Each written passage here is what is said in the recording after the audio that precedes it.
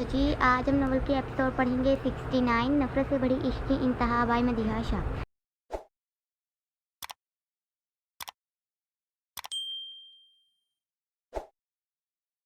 तो जी आज हम नॉवल के एपिसोड पढ़ेंगे 69 नफरत से बड़ी इश्क की इंतहा बाय मदीहा शाह। फैसल शाह सब्र रखो, मर जाएगी वो बच नहीं सकती। मैंने अपनी आंखों से उसका बुरा हाल देखा है, तुम ज़्यादा सोचो ना। प्रकाश शादी के बाद खून के पार से उभरी, कैसे सब्र करूँ? तुम्हारे बेटे ने तो कहा था मारने के बाद फेंकने के, तो फिर उसकी सांसें अभी तक कैसे चल सकती हैं? प्रकाश शादी, अगर तुमने और तुम्हारे बेटे ने मुझे धोखा दिया तो मैं बता दूँ, अपने साथ साथ तुम्हें और तेरे पूरे खानदान को खत्म करके जाऊँगा। फैसल शाह जो अस्पताल से बाहर खड़े फोन पर दबी आवाज़ में भड़का था, गुस्से से नजरें इधर उधर घुमाई। फैसल शाह, जब 12 साल पहले तुम्हें धोखा नहीं दिया तो अभी क्यों दूंगा? तुम ऐसे कैसे सोच सकते हो? इतना शक मत करो, वो मर जाएगी, और अगर बच भी गई तो क्या हुआ? हम कौन सा फिर मार नहीं सकते? अस्पताल में ही इस दवाई के जरिए मार देंगे, मगर उसकी आंख खोलने ना देंगे। अब बेफिक्र रहो, मैं अभी सरशाह से बात करता हूँ, तुम अपना गुस्सा ठंडा ही रखो, पता चले तुम्हारी शक्ल सब कुछ याद कर दे। प्रकाश राजी तफसीर से इसको समझाते फ़ोन बंद कर गया। आया बड़ा मुझे समझाने वाला। फैसल शाह गुस्से पर बढ़ाया था और गुस्से से फ़ोन पॉकेट में डालते अंदर बढ़ा था। अरसलान, क्या चल रहा है? मुझे सबको साफ साफ अल्फाज में जानना है, एक भी बात मुँह से छुपाने की जरूरत कोशिश ना करना। Burhan relax. Arsalan report table पर रखते धीमी से लहजे में गोया था। डॉक्टर अरसलान सरहान रूम में दाखिल हुआ था। बुरहान को सामने ही खड़े देख चुका था। अच्छा हुआ आप आके मिस्टर सरहान, प्लीज़ बैठे। बुरहान इसने आंखों से इसको इशारा किया था। बुरहान सरहान के साथ वाली चेयर पर विराजमान हुआ था। मिस्टर सरहान, आपको बुलाने का एक ही मेरा मकसद है कि हूर आपकी बीवी है, आपका पूरा बनता है इस बारे में जानने का। मैं अरसलान बुरहान का दोस्त हूर को जानता हूँ पहले से ही। अरसलान ने यह बताना बेहतर समझा था। बुरहान ने नजरें इधर उधर घुमाई थी, जैसे इसको इन बातों में कोई दिलचस्पी ना थी। सरहान हैरान हुआ था, चूँकि इसको बिल्कुल भी अंदाजा ना था कि डॉक्टर बुरहान का दोस्त है। इसको स्पेशल लंदन से बुलाया गया था। इसको लगा था शायद यहाँ के डॉक्टर को कुछ समझ ना आया हो, इसीलिए वहाँ से डॉक्टर को तलब किया गया था। मगर अभी इसको अंदाज़ा हो गया था कि बुरहान ने खुद ही अपने दोस्त को यहाँ बुलाया। मैं सिर्फ इतनी सी है जो मैं बताने वाला हूँ, वो आप दोनों के लिए बहुत तकलीफ देह होने वाला है। असलान ने धीरे से बोलते कुछ क्लबों पर जुबान फेरी। क्या हुआ? दोनों एकदम से बोले थे। और को सबकी दवाओं की ज़रूरत है, अभी तो उसकी हालत कल से बेहतर है और मुझे उम्मीद है वो जल्द ही होश में आ जाएगी। लेकिन क्या? बुरहान एकदम से खड़ा हुआ था। बुरहान, पहले मेरी पूरी बात सुन ले। अरसलान भी खड़ा हुआ था और 2 कदम लेते इस तक आया था और इसको वापस से बैठाते दोनों के सामने टेबल पर ही बैठा। सरहान का दिल जैसे डर में मुतला हुआ था, कुछ भी ना पूछ पा रहा था, ना बोल पाया था। वो ठीक हो जाएगी ना? मैं उसकी आवाज़ तो सुन सकता हूँ ना? सरहान हिम्मत लाते सिर्फ इतना ही पूछ पाया। हाँ, उम्मीद है वो होश में आ जाएगी। सरहान ने धीमे से बोलते बुरहान को देखा। मेरे लिए इतना ही काफ़ी है, मुझे और कुछ नहीं सुनना। वो होश में आ जाएगी, मेरे लिए इससे बड़ी कोई खुशी की बात नहीं हो सकती। सरहान ने जैसे बताया था कि बाकी बातों से इसको कोई मतलब ना हो। मिस्टर सरहान, आप अभी मेरी बात नहीं समझे। अगर बुरहान को जानने का राइट है कि उसकी बहन पर किस किस्म का तशद्दुद किया गया है, तो आपका तो मिस्टर सरहान पूरा हक बनता है और आपको इसीलिए यहाँ बुलाया है ताकि आप सब कुछ जान सकें। आकर हूर को आपके साथ की ज़रूरत है। अरसलान, बात क्या है? तू मुझे बता रहा है या फिर मैं? फरहान, तेरा शक बिल्कुल ठीक था। सरहान ने दो टोक बोला। मुकाबल का चेहरा साख्त हुआ। किस चीज़ का शक? सरहान उलझा था, जबकि इस बार फरहान के सर पड़ते चेहरे को देखा। जितना समझ आया है इसे साफ पता चल रहा है हूर को बिजली के शौक ही दिए गए हैं। अरसलान उठा था और रिपोर्ट खोले टेबल पर रखी। सरहान साख्त हुआ था। फरहान ने अपनी मुठ्ठियाँ बीची थी। मुझे सब कुछ तफसील से बताओ। बुरहान, जिसकी नज़रें नीचे चुकी हुई थी, बहुत ही तंगमल अंदाज में गोया। ये हूर के दिमाग की रिपोर्ट्स हैं। जैसे ही दिमाग कहा, सरहान बुरहान दोनों ने स्पार चेहरे से अरसलान को देखा। इनसे साफ पता चलता है हूर को पहले दिमागी झटके दिए गए। इतना ही नहीं, अभी अरसलान आगे कुछ कहता मलक दूसरे डॉक्टरों के साथ अंदर आया था। हाय, मैं हूर का सर। मलक बुरहान को एक नज़र देख सरहान के सामने हाथ बढ़ा गया, साथ ही अपना तारफ दिया। सबसे पहले हूर को दिमागी शौक दिए गए। इससे जब इनका पेट न बढ़ा, मजीद टोचे करने के लिए बिजली के साथ पानी का इस्तेमाल किया गया। बुरहान अपनी मुठ्ठियों के साथ नीली आंखें भी बंद कर गया था। इतने यकीन के साथ आप सब कैसे बता सकते हैं? सरहान को हैरानगी चाह रही थी, लेकिन फिर भी पूछा, क्योंकि हूर के बॉडी पर बहुत से निशान मिले हैं। हूर के पैरों पर भी काफ़ी निशान पड़े हुए हैं जो चीख के बता रहे हैं पानी में पैरों को डाले बिजली का इस्तेमाल किया गया है। लेडीज डॉक्टर आगे होती बोली थी। सरहान ने जैसे दर्द महसूस किया था। हूर की पूरी बॉडी पर ही निशान मौजूद हैं। जितनी हमें समझ आई है, इससे तो यही हो सकता है कि उन्होंने हूर को पूरी तरह तड़पा कर ख़त्म करना चाहा था। शायद किसी पानी के बड़े खाने या पूल वगैरह जो गहरा हो, इसमें हूर को फेंक कर बिजली की तार को फेंका गया हो, जिस वजह से उसकी पूरी बॉडी पर जख्म बनते गए। अभी जो हूर की हालत है, इसे यही लगता है, बाकी आप सब दुआ करें वो होश में आ जाए। कोई बहुत गहरा सदमा या इनको जो शौक दिए गए हैं, इनसे झटका लगा है। डॉक्टर ने पेशावराना अंदाज में गोया। बुरहान अपनी चेयर से उठा था। मलक भी खड़ा हुआ। थैंक्स अरसलान, इतनी एमरजेंसी में पाकिस्तान में आने और हूर को देखने का। यार तेरे लिए कुछ भी, ये तो बहुत छोटी बात है। अरसलान बुरहान के गले मिला था। सरहान जो अपनी सोच में गुम था, हूर की रिपोर्ट्स को देखा था। बुरहान ने सरसी से निगाह सरहान पर डाली और लंबे लंबे ढक पड़ते रूम से निकला। शाह, परेशान मत होना, जल्दी ही हम लोग इन लोगों को पता कर लेंगे। ये जिसने भी किया है मलक, उस हवान ने मेरा किसी चीज़ का बदला हूर से लिया है। तुम्हें इतना यकीन कैसे? अमाद जो पहले से ही बाहर मौजूद था हैरानगी से पूछा। जिसका भी ये काम है वो हूर को मानना नहीं चाहता था, वो मुझे अपनी ताकत बताना चाहता था और वो अच्छे से बता गया। उसने जो तरीका निकाला टॉर्चर करने का वो मैं पहले भी देख चुका हूँ। लंदन के मेरे सभी दुश्मनों की लिस्ट बनाओ और इन सबको मैं खुद देखूंगा। बुरहान गुस्से से बोलते आगे बढ़ा था। मतलब जितना जल्दी हो सके भाई खुद इस पर काम करो और इल्म लाओ। अगर बुरहान पहले इन तक पहुंच गया तो बहुत बुरा होगा। मैं नहीं चाहता वो किसी का खून अपने हाथों से करे। अमाद बुरहान को जाते देख धीमे लहजे में मलक को बोल गया, फिक्र नहीं करो, मैं सब कुछ खुद देखूंगा। एक बार बस हूर होश में आ जाए फिर तो वो खुद ही इन लोगों का पता बता देगी। मलक ने अमाद को कहते साथ ही अपने अंदर की बात बताई। अल्लाह करे अमाद ने भी इत्तेफाक किया था। अस्सलाम वालेकुम। बुरहान जो आईसीयू के बाहर खड़ा हूर को देखना शुरू हुआ था। सलाम सुन पलटते सामने खड़ी हंसी को देखा। आयत ने गौर से बुरहान की नीली आंखों को देखा। लाल आंखें कितनी चीज़ों का शिकवा कर रही थी। आयत को जैसे महसूस हुआ था वो सरा लाते जैसे सलाम का जवाब दे गया था, जबकि वापस से वॉल से सामने पड़ी हूर को देखा था। आयत थोड़ा सा आगे होते मुकाबले के बिल्कुल बराबर में खड़ी हुई। खाना आयत बुरहान से बात करना चाहती थी। 2 दिन से वो लगातार अस्पताल आ रही थी मगर उसकी एक बार भी बुरहान से बात ना हुई। मुलाकात तो दूर उसने देखा भी नहीं था। यही वजह थी जो इसको बेचैन किए हुए थी। वो जानती थी सरहान की तरह बुरहान की हालत भी बेहतर ना होगी, लेकिन आज इसने बुरहान को सामने ही देखा था, इसीलिए वो इससे पूछ रही थी। वो एक बार फिर उसके मुंह से कुछ भी सुनना चाहती थी। कितना वक्त गुजर गया था। इसको याद था आखिरी बार बुरहान से उसकी बात कब हुई थी। वो एक बार इसकी आवाज़ सुनना चाहती थी। जाने क्यों उसका दिल अजीब ही रफ्तार पकड़े हुए था। वो सर नाम में हिलाते जवाब पास कर गया था। आज को उसका ऐसे बिना देखे बिना बोले जवाब देना बिल्कुल भी अच्छा ना लगा था। वो भी सामने हूर को देखना शुरू हुई थी जो मशीनों में जकड़ी हुई नजर आ रही थी। शाह अभी आयत हूर को लेकर कोई बात करती। बुरहान से अमाद की आवाज़ सुन दोनों ने अमाद को देखा। आई आए हैं, बात कर ले इनसे। अमाद ने सची सी नजर आयत पर डाली थी और आराम से सुनते आगे बढ़ा था। अमाद इससे पहले अमाद भी जाता। आयत ने पुकारते इसको रोका। बुरहान को तुम आराम करने का नहीं बोलते? उसकी आंखों को देखा है कितनी लाल खून जैसी लग रही हैं। इसको सोने की ज़रूरत है। वो खाना कब खाता है? इसको बोलो वो घर जाए। हर किसी को इनसे क्यों मिलना है? मीडिया ने अगर बात करनी है तो इनको बुरहान चाहिए। अगर अब ये IS आया है तो इसको भी बुरहान से ही बात करनी है। ऐसे क्यों? बाकी सब बात क्यों नहीं करते? एक मिनट सांस ले लो। इससे पहले आज मजीद बोलती है। अमाद उसका सपाट होता चेहरा देख धीरे से बोला। आज खामोश हुई थी, जैसे इसको एहसास हुआ था वो ज़्यादा ही बोल गई। आज मैं तो पहले दिन से इसको बोल रहा हूँ मगर उसकी ज़िद की वजह इसकी ज़िद के बारे में कौन नहीं जानता। अभी बात भी होती है, जानता हूँ इसको आराम की ज़रूरत है। एक बार बस हूर को होश आ जाए। अल्लाह करे फिर सभी आराम में आ जाएंगे। खाना कब खाता है? आज फ़ौरन से पूछ गई। खाने के नाम पर फ्रूट केक और चाय, सिर्फ चाय पिए जा रहा है बस। आयत की ज़बान से बिना देख के हैरानगी में फिसला। अमाद सारा लाते अनकार भर गया। ये तो कोई खाना नहीं। आज बड़बड़ाई। जानता हूँ मगर वो इतना ही खा लेता है, मेरे लिए खुशी की बात है। अमाद ने जैसे इसको समझाया था। चलो मैं इसको देखता हूँ। अमाद जाने के लिए आगे बढ़ा था। इसने एक बार भी मुझे नहीं देखा। आयत के दिल में उसकी सद लाल आंखें चाहिए थी, जबकि दिल से ये आवाज़ आई थी। वो मुझसे अभी भी नाराज़ है क्या? वो खुद से सवाल पूछ गई, जबकि अनकार भरते सामने हूर को देखा था। साईं क्या कहा था? कोई भी मुझे गुस्ताखी माफ़ साईं, बड़े साईं का हुक्म था। उन्होंने फ़ौरन से आपको आने का बोला है। मुलाजिम डरते सर झुकाए बोला था। सरशार अपने गुस्से को कंट्रोल करते उठा था और अपने बाबा साईं के रूम की तरफ बढ़ा। बाबा साईं आपने याद किया? वो आराम से तुफे पर विराजमान होते खोया। वो लड़की अभी तक मरी क्यों नहीं? वो अभी जिंदा कैसे है? फैसल शाह फ़ोन किए जा रहा है, पूछ रहा है आखिर ये कैसा तुम्हारे बेटे ने खेल खेला है। वो तो अब मुझ पर शक भी करना शुरू हो गया है कि शायद मैंने इसको फंसाने के लिए ऐसा किया। वो काश रात परेशानी के आलम में बोल रहा था। दूसरी तरफ सरशार हल्के से मुस्कुराते अपने बाप को देख गिलास बनाना शुरू हुआ। मैं यहाँ परेशान हूँ और तुम्हें मुस्कुराते साथ में पीने की पड़ी है। आकाश राजी के माथे पर पल पड़े थे। बाबा साईं परेशान मत हुआ करें, मुझ पर यकीन रखें। आपके बेटे ने खेल जो खेला है बहुत आला खेला है। आप देखो तो सही आगे आगे होता है क्या। सरशाह गिलास अपने बाप की तरफ बढ़ाते दूसरा गिलास बनाना शुरू हुआ। देखो बेटा, कहीं ज़्यादा यकीन भरा सोचने से तुम्हारा खेल उलट ही ना हो जाए, फिर पता चले अगला खेल खेलने का वक्त ही ना मिले। आकाश राजी अपने बेटे को इतना यकीन रखते देख आराम से बोला। बाबा इस खेल में डर की कोई गुंजाइश नहीं है। यकीन होगा तो कामयाबी हमारा मुकद्दर बनेगी। सरशार अपना ग्लास लेते उठा था। बस इसको एक बार होश आ जाए फिर जो खेल शुरू होगा बुरहान शाह की ज़िंदगी भर का दर्द शुरू हो जाएगा। सरशार ने बड़बड़ाते अपने बाप को खामोश करवाया था। अभी वो बस यकीन के अलावा कुछ नहीं कर सकते थे। बड़ी अम्मी नूर को होश आ गया। आज जो फ़ोन पर हया से बात कर रही थी, सुन खुशी से सबको देख अस्मा बेगम से बोली। क्या? नाज बेगम सभी आयत की तरफ लपकी। किसने बताया? मीता बेगम खुशी से पूछना शुरू हुई थी। हया से बात हुई, वो अस्पताल में है, मुझे लेकर चल बेटा। अस्मा बेगम की आंखें नम हुई थी। वो रोते बोली थी। बड़ी अम्मी जाएंगे मगर अभी अगर ऐसे सब जाएंगे तो वहाँ रश लग जाएगा। मैं यहाँ लोगों से पूछती हूँ फिर चलते हैं। आयत ने प्यार से समझाते इनको सब्र करने का गोया। आप सब तब तक ऐसे करें, शुक्र के नफल अदा करें। तब तक मैं अदियान भाई से फ़ोन पर तफसील लेती हूँ।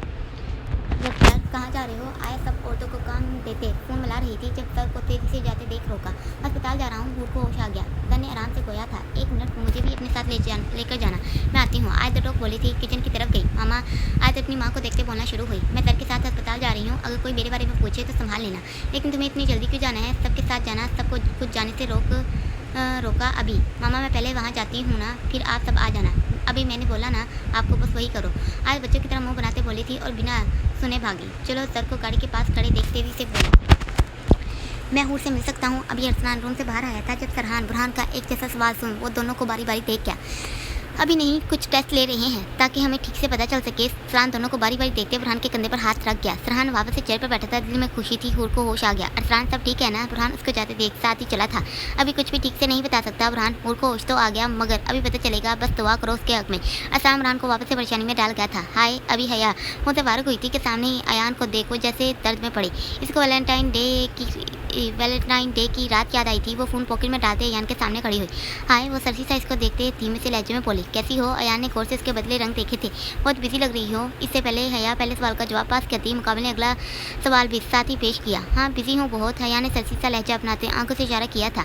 डॉक्टर कह रहे हैं अयान जानता था हूर की वजह से वो बहुत मसरूफ़ है, इसलिए अब क्या हूर के बारे में पूछा।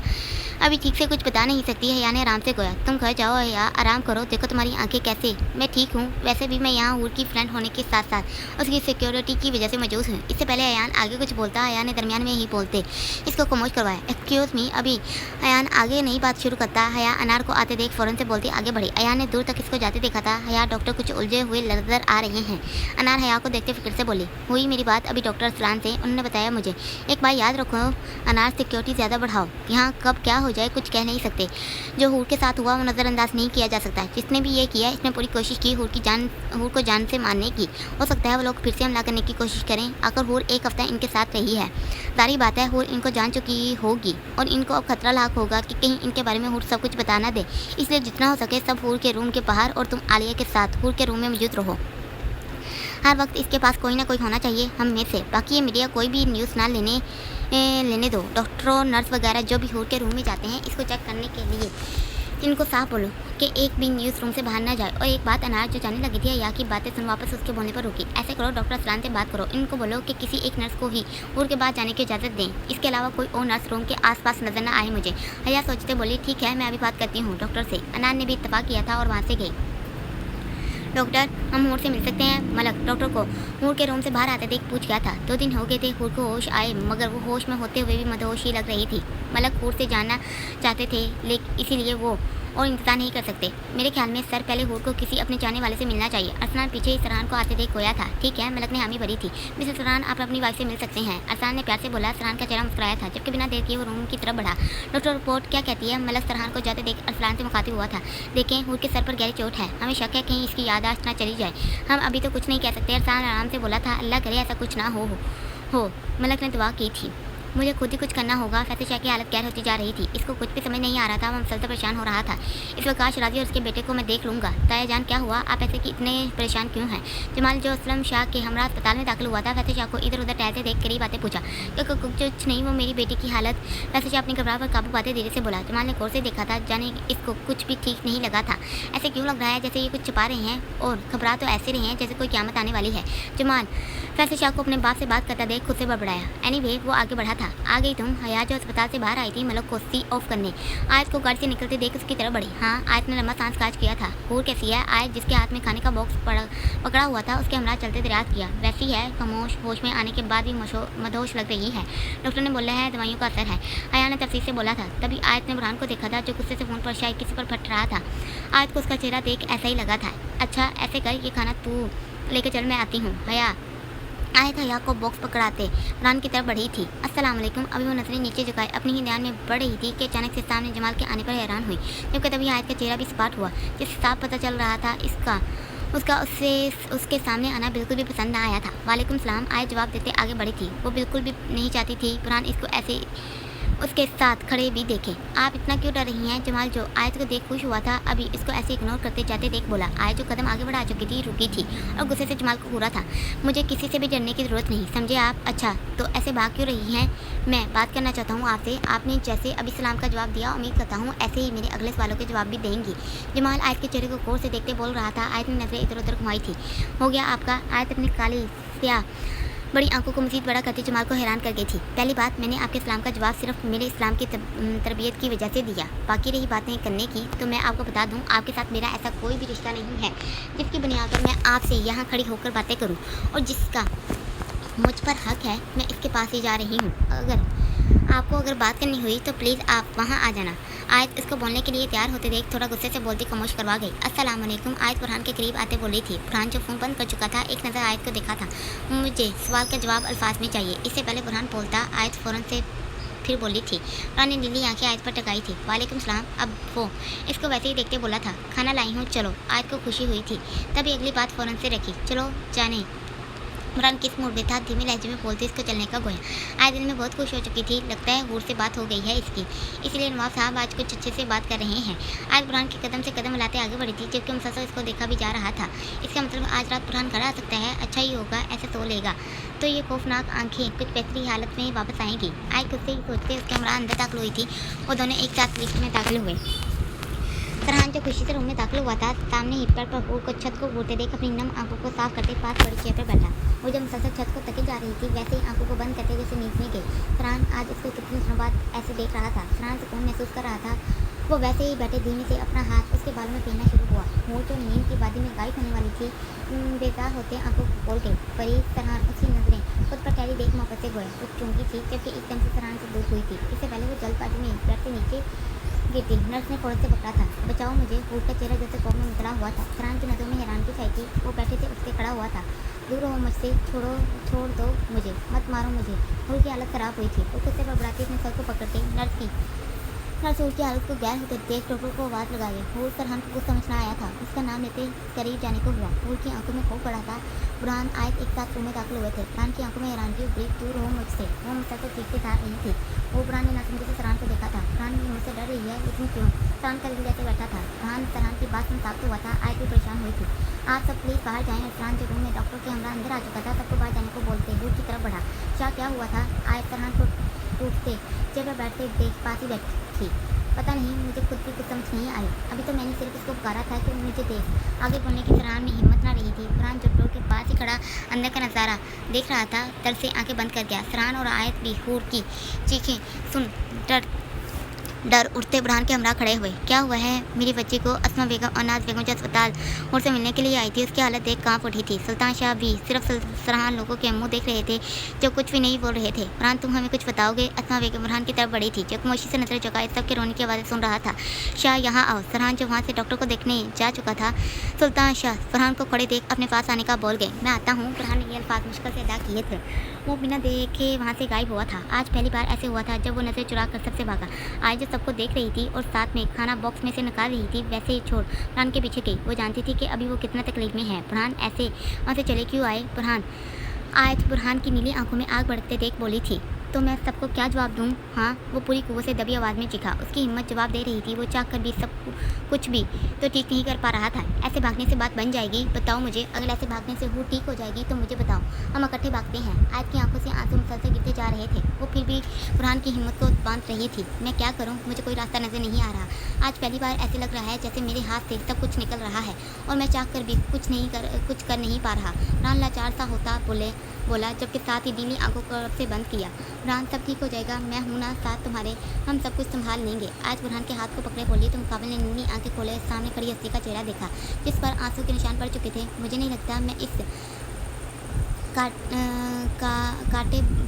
कांटे भरे रास्ते पर चल पाऊंगा। तुम चल सकोगे, मैं तुम्हारे साथ चलूंगी, मुझे यकीन है तुम सब कुछ कर लोगे। इससे पहले बुरहान मजीद में उसकी बड़ी कोई बात करता, आयत ने धीमे से अंदाज में बोलते बुरहान को खामोश करवाया था। मुझे मेरे रब पर यकीन है, जिन लोगों ने मेरी फूल सी बच्ची का ये हाल किया, वो इनको कभी माफ़ नहीं करेगा। अस्मा बेगम रोते मुसलसल देर से बदवाएँ दिए जा रही थी। नाज बेगम भी रोती बस सबको बैठे देख रही थी। फरहान लोग आ गए। मेरे ख्याल में अभी थोड़ी देर के लिए आप सब अपना अपना रोना धोना बंद कर देंगी तो इनके हक में बेहतर रहेगा। सदर शाह जो वॉर क्राइसिस से लोन में गाड़ियाँ आते देख चुके थे, सबको मुतवज्जा कर दिया। अस्पताल से बुरहान लोगों ने सबको घर वापस भेज दिया था, जिस वजह से अभी सब ऐसे बातें करने में लगे हुए थे। रात बेगम लोगों ने फ़ौरन से अपनी आंखें साफ की थी। शाह सुल्तान शाह जो खामोश बैठे हुए थे, अपने बेटे को देख उसकी तरफ लपके। उन्होंने इसको अपने सीने से लगाया था। फरहान अपने बाप को महसूस करते एक नज़र हॉल में मौजूद हर नफ्स को देख गया था। पीछे इकराम, बुरहान और आयत घर में दाखिल हुए थे। अस्मा बेगम बुरहान को देख उसकी तरफ लपकी थी। पापा साईं सब ठीक हो जाएगा।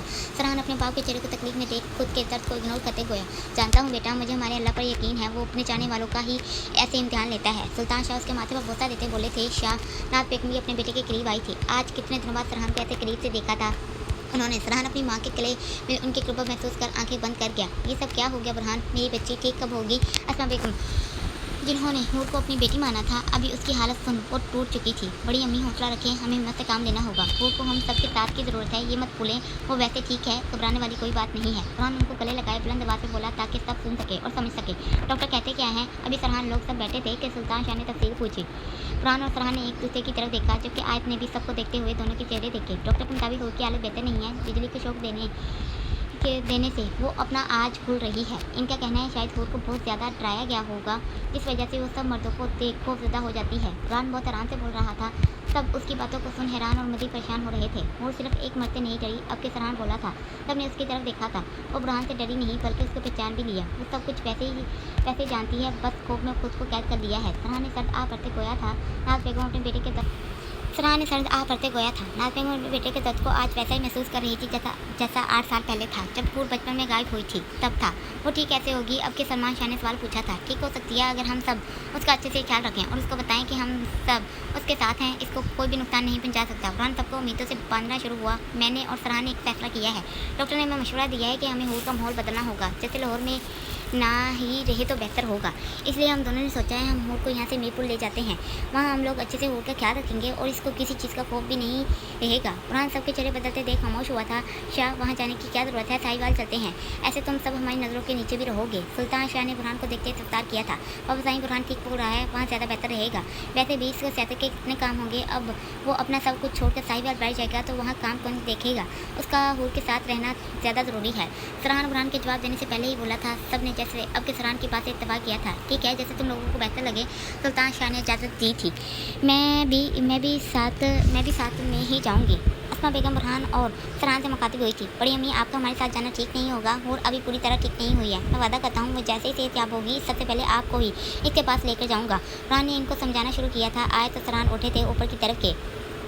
कोई यादाश्त नहीं गई, सारी तुम्हारी बातें ही थी जो तुमने ख्वाब खुद से बनाए थे, ख़त्म हो गए। इसको होश भी आ गया और आज नहीं तो कल को इसने सबको बता देना है कि हमने उसका वो हाल किया है। पैसे जो मीरपुर काम का बोल वापस आ चुका था। सरचार को आराम से टांग पे टांग चढ़ाए देख तबे अंदाज में गोया। आप बेफिक्र हो, कुछ भी वो नहीं बताएगी। अभी वो खौफ में गई है ना, आहिस्ता आहिस्ता वो सब कुछ भूल जाएगी। ये लोग जो कुछ करना चाहते हैं करने दें और आप लोग बस मुझ पर यकीन। सरचार अपने पाप और पैसों को तो बोलते वॉकआउट कर गया। वकार तुम्हारे बेटे का दिमाग मुझे अपने ठिकाने पर नहीं लग रहा। मेरा मशवरा मानो तो इसको पहले किसी अच्छे डॉक्टर को दिखाओ। वैसे शाह ने भी अपना गुस्सा वहीं उसके बाप के सामने पकड़े उतारा। वैसे शाह अगर वो कुछ इतने यकीन के साथ बोल रहा है तो मुझे नहीं लगता हमें इतना शक करना चाहिए। वो समझदार है, इसको पता है इसने कैसे अपने दुश्मन को ख़त्म करना है। मुझे मेरे बेटे पर पूरा यकीन है, कोई करे या ना करे मैं उसके साथ हूँ और मैं जानता हूँ वो एक दिन इस काम में भी खुशी से नवाजेगा। आकाश रथ ने अपना पूरा यकीन दिखाया था। फैसले शाह के बल पड़े थे, जैसे ये बात नागवार सी गुजरी हो। जारी है।